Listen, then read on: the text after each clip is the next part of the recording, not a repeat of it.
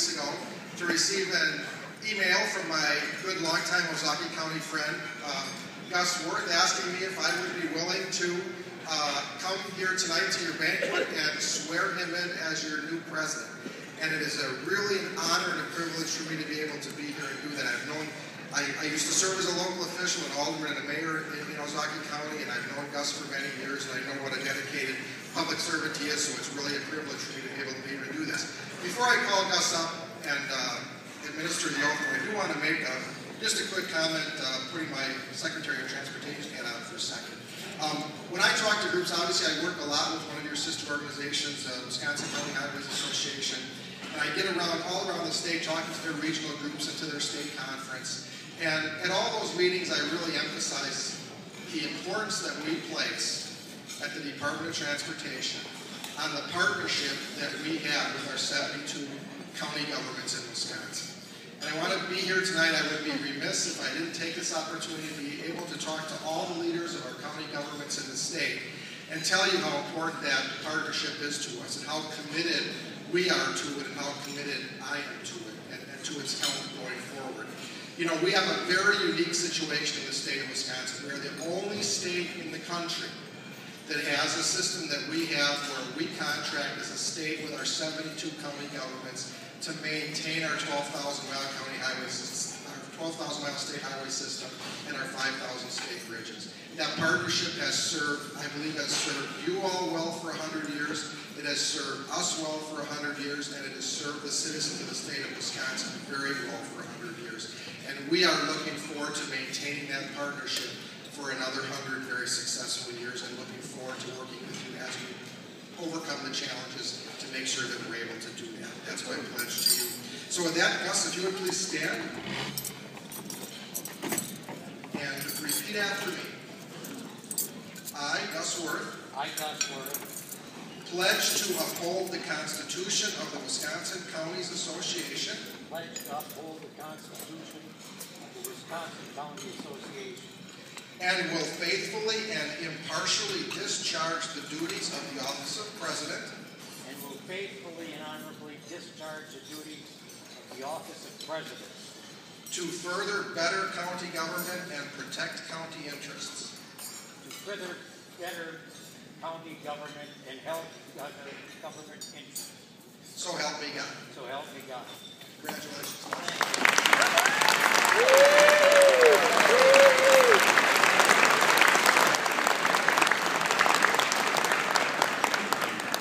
Now if the other officers step up. Willie, Marty, Alice.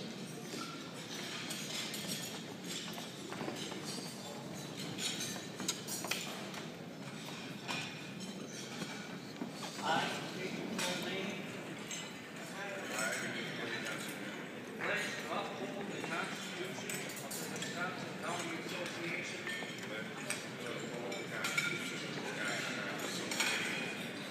And will faithfully and impartially discharge the duties of the office of state it all.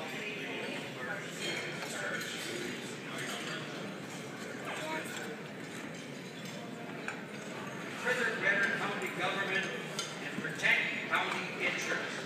Further better county government and protect county interests. So help me God. So help me God. Congratulations to you.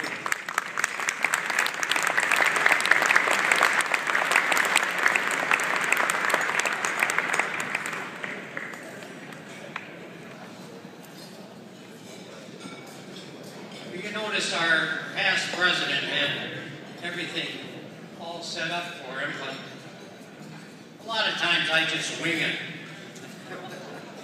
But thank you, Secretary Gottlieb. Now, let me pass the honor to our fine other officers. I hope that you served along the same way that I did and the same way that I was taught by our esteemed past president, Dick Packer.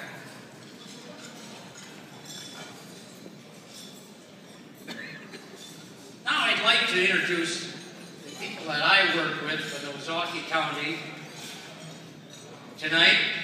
These are the people that work with me, and I've worked with a lot.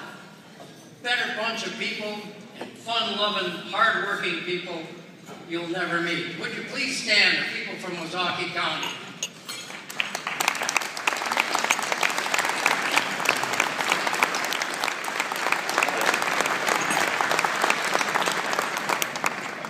And you know, what would this night be if it weren't for my friends and relatives, who I, of course, paid to be here because I wanted the head count to be more than my esteemed past president.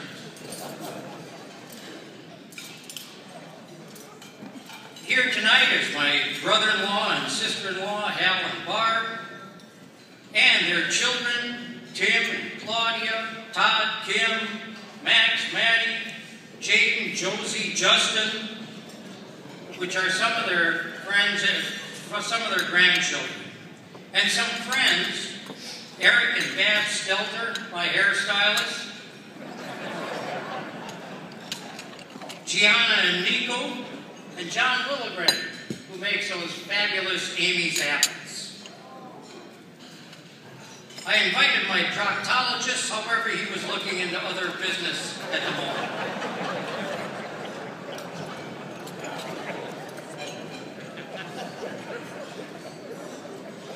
Ben Franklin once noted that democracy is a delightful form of disorder. He'd change his mind if he saw the WCA in action, as it is delightful to watch, but certainly not disorderly. The WCA works and works well. Operating under the direction of Mark O'Connell, the WCA has never been in better financial shape since it started some 78 years ago. Would the folks from WCA please stand? I can't say enough about their efficiency and their attitude. This group, we should all be thankful that we have such dedicated people working for all of us. Would you please stand, WCA?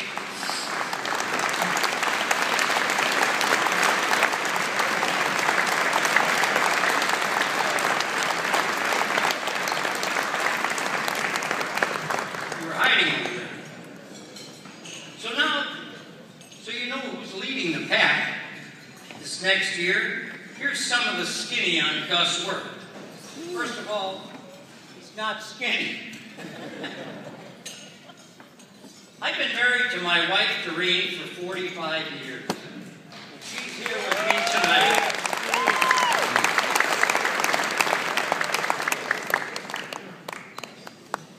She's here with me tonight, but leaving me tomorrow.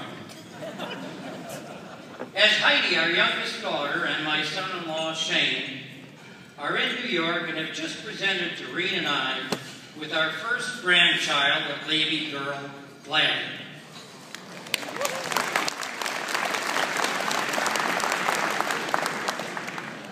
In addition, I want you to know that it was our anniversary yesterday, Doreen and I, and myself, and I did what every red-blooded American husband would do on their anniversary. I forgot it. Melinda, my oldest daughter, lives in the left coast and leases Airbus and Boeing airplanes. Just a little out of my league, but if you need to replace your jumbo jet, let Melinda know and I'm sure she can help you out.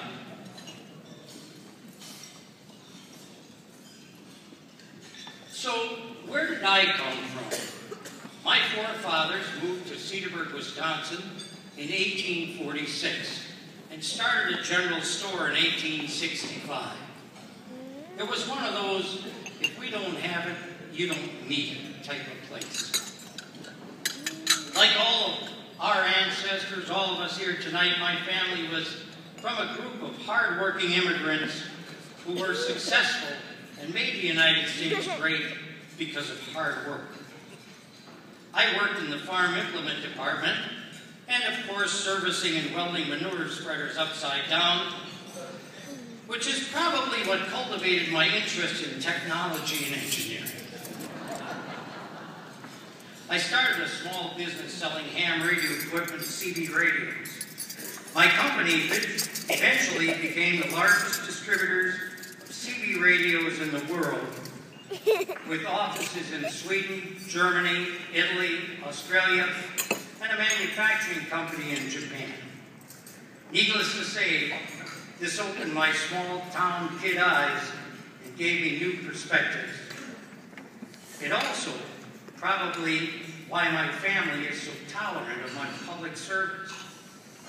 But I always came home, and I never wanted to be anywhere else but in Wisconsin.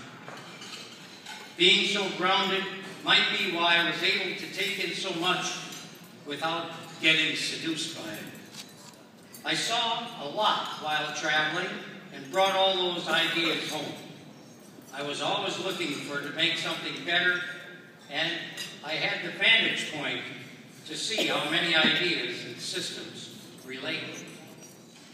My daughter reminded me that in the 1980s, when she was whining about a sociology paper, I gave her the idea to write about how computers would change how we relate to people. I know she was happy I gave her that idea then, but now she says, I think you were a prophet.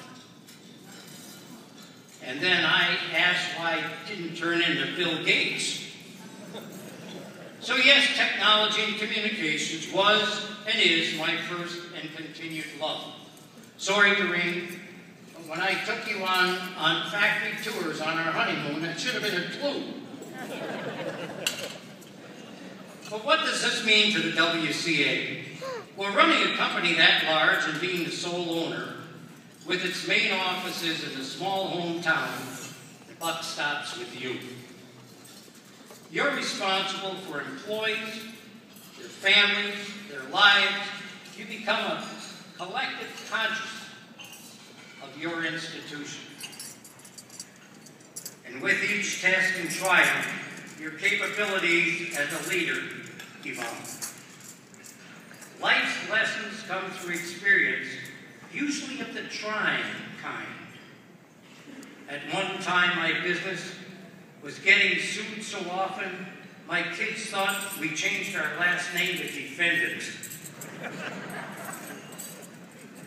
The point is, the occasional turbulence has paradoxically grounded me even more, providing me humility and restraint, but also wisdom to know when to take action, when to listen, when to delegate, and never, ever give up in the face of adversity. Very early in my political career, I ran as a write-in to fill the seat of a person who died. He was on the ballot, and the write-ins, of course, were not. When all the votes were counted, I placed second to the deceased. He beat me by 4-1. Not by 4 votes, but by 4 times the number of votes. This humbling vividly remains with me.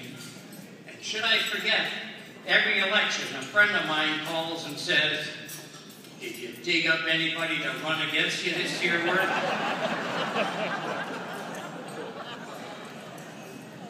That's a little about me, and who I am, but now who is the WCA? Well, of course, you are the WCA. The WCA has not raised its boots for 10 years. Financial prudence is wonderful, and especially when success is not compromised. The success of the WCA is what we do to serve all the counties and have the expert resources to accomplish what we have to accomplish for the benefit of all WCA counties. Our best resource is the knowledge base of our own staff. The WCA community, and that's the first community I want to serve. If the community is working, then we can all work for our local home communities that we serve. As you know, 80% of the cost of running the WCA comes from the WCA Service Corporation that generates income from providing discounted products like computers, office supplies, life insurance, and many other fantastic values. That and the insurance companies, both liability and health, give our WCA community better products along with generating some offsetting income. The new PFA, or Public Finance Authority unit, is looking like it may overshadow all the rest of our resources. The WCA is innovative with new ideas. The wellness program that the Group Health Trust has implemented is fantastic.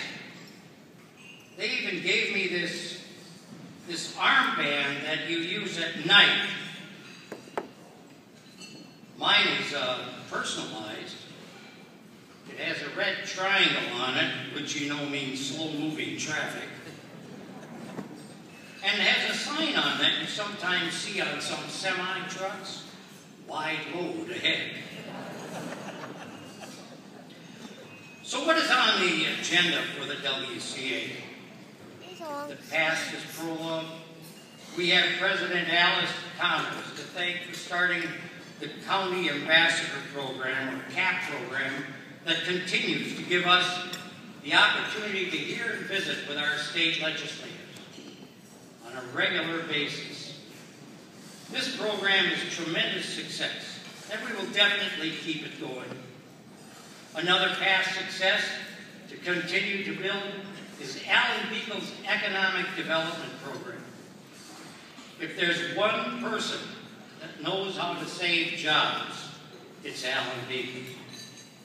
What he did for Mercury Marine in Fond du Lac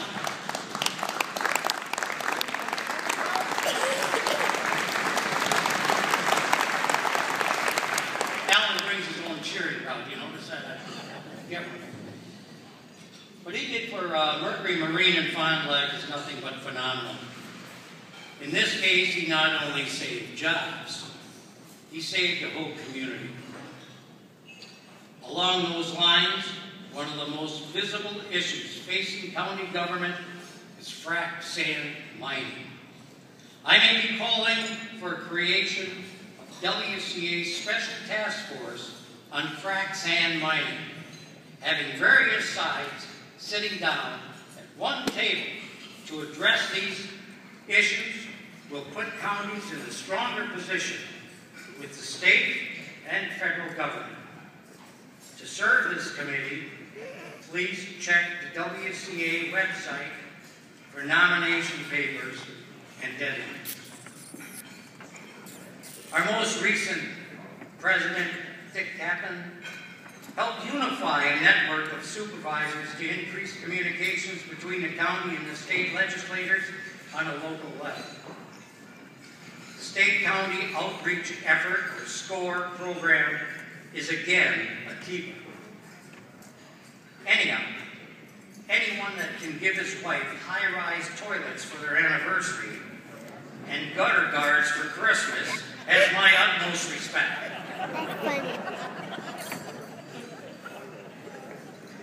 My initiatives will be twofold. First, we will focus on transportation. Transportation is one of the foundations of our society. We will have to maintain our roads and continue to develop better ways of transporting both people and products while being aware of our environment. As a society with finite resources, we need to address our eroding infrastructure while being fiscally prudent and responsible. Striking this balance is crucial. My second initiative involves consolidation. I hope to address this by attacking data processing departments. We will have them, and we will all do the same thing. Why are the results of our data processing department so different? A good long look at how we handle data and how much is redundant will benefit all of us, and it can be done below the radar. When we look at consolidation, we always want to look at police, fire, dispatch, or highways. Most of the time, we lose because of two factors. One, we try to sell savings. Believe me, that is the wrong thing to say. Remember the old saying, sell the sizzle and not the steak? Well, sell service and not the savings. Tell the people that they will be getting better service, and they will. I call it SOS, service over savings. The second factor is stay out of the limelight. Or as General Patton once said, hit them where they ain't. With this in mind, I would like to concentrate on our data departments and maybe touch on communications. There is so much happening in data processing that one cannot overlook and continue with antiquated systems. Those systems are not serving us well. Let's make a promise to ourselves to adapt to new, proven technology. Ladies and gentlemen, let me tell you a story that I heard in my many travels. It's a story of a wise old man and a challenging boy. The boy went up to the wise old man and said, I have a bird in my hand. Is the bird alive or dead? Well, if the wise old man would have said that the bird is alive or dead, he would open his hands and let the bird fly away. If he said the bird was dead, the boy would crush the bird and prove him wrong again. Well, the old man thought for a moment and said, the answer to your question is in your hands. Ladies and gentlemen, the answer to all of our questions is in your hands. Now I want to thank the group of Aegis people. Are Aegis here? Anybody here? There they are in the back. Give them all a round of applause.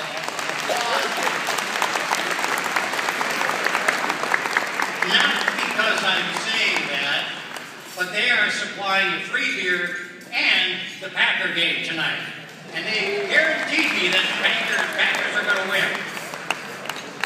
So thank you all for coming. I look forward to working with each and every one of you. Please stay seated for some comments from Director Mark O'Connor while I take this wide load